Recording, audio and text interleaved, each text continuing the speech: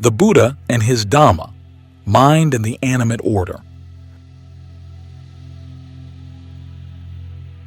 As we cast our gaze out upon the landscape of animate nature, it does not take long before our attention is struck by the tremendous diversity of forms the animate order displays. The folds of nature's lap, we find, teem with a multitude of living beings as staggering in their range of specific differentiation as in the sheer impression of their quantitative force. Before our eyes, countless varieties of creatures, insects and reptiles, fish and birds, mammals domestic and wild, turn the earth with its seas and skies into a complex metropolis, throbbing with the pulse of sentient life. But realms of being beyond sight, vouched for by spiritual cosmology, folklore, and the reports of seers, are no less crowded and no less diversified in their composition. According to this testimony, gods, Brahmas, angels, and demons populate boroughs of the city of life invisible to fleshly eyes, while other creatures, such as fairies, ghosts, and goblins, fill up unfamiliar pockets of the same borough. The human world, again, is itself far from homogeneous. The family of man breaks down into a great diversity of types, into people black, white, brown, yellow, and red, dividing still further according to their fortunes and faculties, into the long-lived and the short-lived, the healthy and the sickly, the successful and the failures, the gifted and the deprived. Some people are intelligent, others are dull-witted, some are noble, others ignoble, some are spiritually evolved, others spiritually destitute.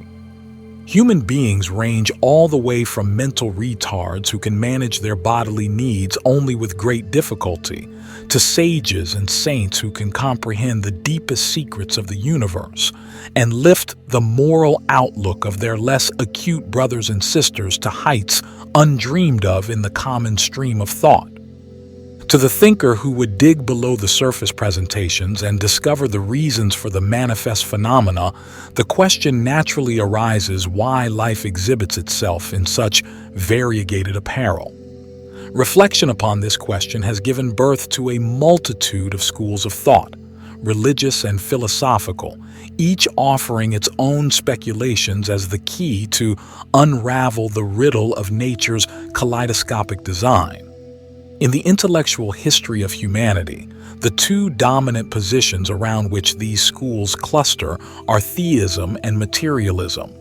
Pitted against one another by their antithetical tenets, the two have come down in different guises from ancient times even to the present.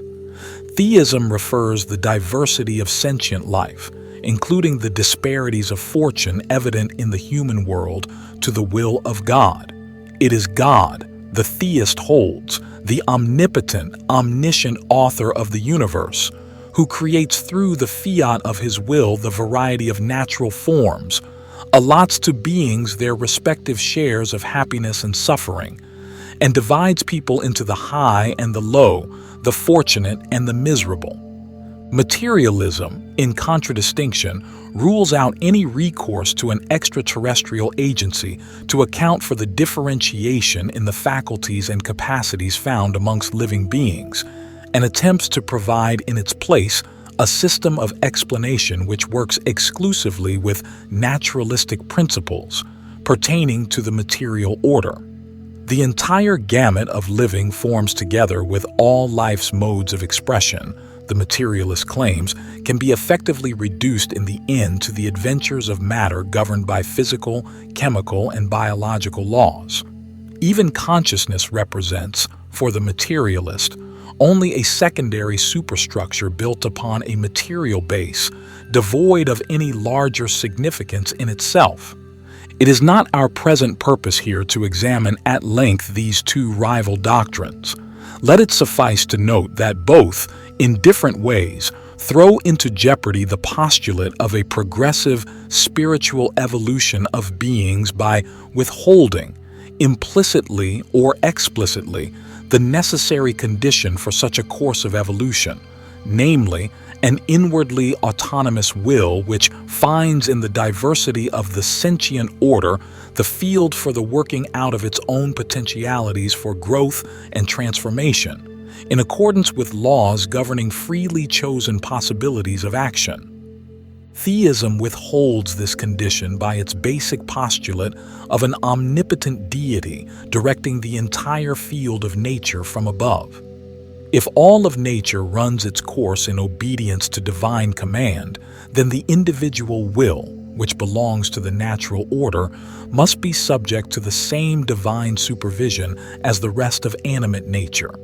The autonomy of the individual will and its direct impact on the sentient sphere are excluded, and with them also goes the thesis of a genuine long-term spiritual growth, to which they are essential. Materialism likewise shuts out the notion of a progressive spiritual evolution of beings, but more simply and directly by explicitly denying the basic presupposition of such a notion. The will's claim to freedom is here rejected, its autonomy usurped by the irresistible pressure of the determinative influences at its base. Consciousness becomes a mere byproduct of material processes. The individual life stream leaves no impact on any continuous current of experience enduring beyond the grave. Both conscious action and evolution in the biotic sphere proceed in the grip of the same play of cosmic forces, blind, brute, and insentient in their fundamental mode of operation. Buddhism also offers an explanation for the diversity of the sentient order, an explanation which bridges the gap between volition and the diversity, and thus opens up the prospect for long-term spiritual development. According to Buddhism, the explanation for the variegation of sentient beings in their kinds, faculties, and fortunes lies in their karma, that is, their volitional action. Beings are, in the words of the Buddha, heirs of their action. They spring forth from their store of accumulated action as a matrix out of which they are fashioned, inheriting the results proper to their deeds even across the gulf of lifetimes. Through the succession of life terms, karma holds sway over the individual evolutionary current. Acts of will, once completed, recede into the forward-moving mental stream out of which they emerged, and remaining in the form of psychic potencies, pilot the future course of evolution to be taken by that particular current of experience called an individual being. Just as the karma rises up out of the stream of consciousness, so does the stream of consciousness again flow forth from the germinative karma, which thus serves to link into a single chain the series of separated lives. The karmic force drives the current of consciousness onward into new modes of existence conformable to its nature. It determines the specific form of life in which the individual will take remanifestation, the set of faculties with which the new being will be endowed, and a substantial portion of the happiness and suffering that being will meet during the course of its life. It is, therefore, not God or chance in the Buddhist picture, but the differentiation in volitional action, functioning across the succession of lives, that accounts for the differentiation in the animate order, and the differentiation in action again, that divides beings into the high and low, the happy and the miserable, the gifted and the deprived. As the Buddha declares, beings are the owners of their actions, heirs of their actions. Their action is the source from which they spring, their kinsmen and their refuge. Action divides beings into the inferior and the superior. Since the effective determinant of destiny is karma, and karma is essentially volition, this means that the operative factor in the formation of future becoming is lodged in the individual will. The will, from the Buddhist perspective, is no accidental offshoot of the machinery of nature, compelled to its course by the conspiracy of cosmic forces. It is, rather, in the deepest sense, the artisan behind the entire process of animate evolution. Here will is primary and the material factor secondary, the plastic substance with which the will works and by which it gives tangible expression to its store of dispositional tendencies.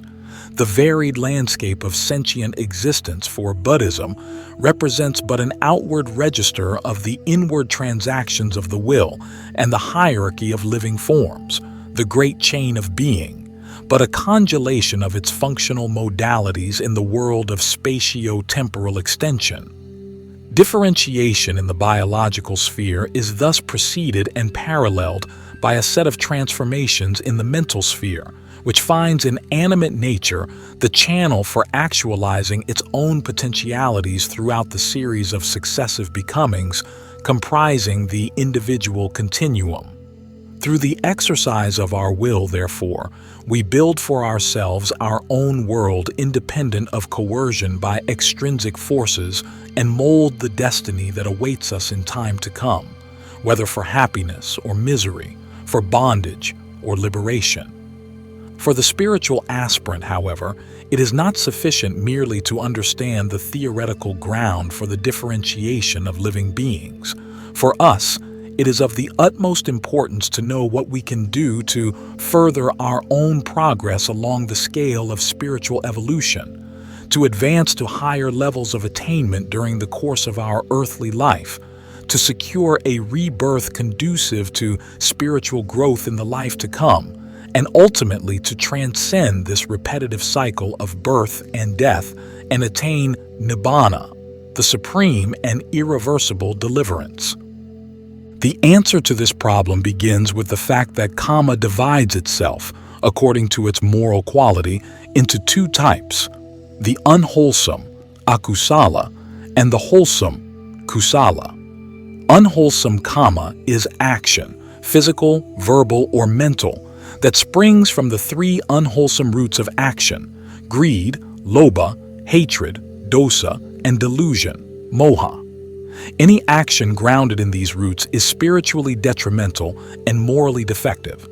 It destroys the higher faculties, entails suffering as its consequence, and causes a plunge into lower states of existence.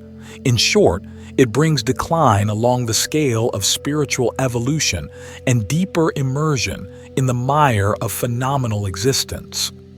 Wholesome karma, on the other hand, is action springing from the three contrary wholesome roots: non-greed, alobha, non-hatred, adosa, and non-delusion, amoha, finding positive expression in the qualities of charity, loving kindness, and wisdom, respectively.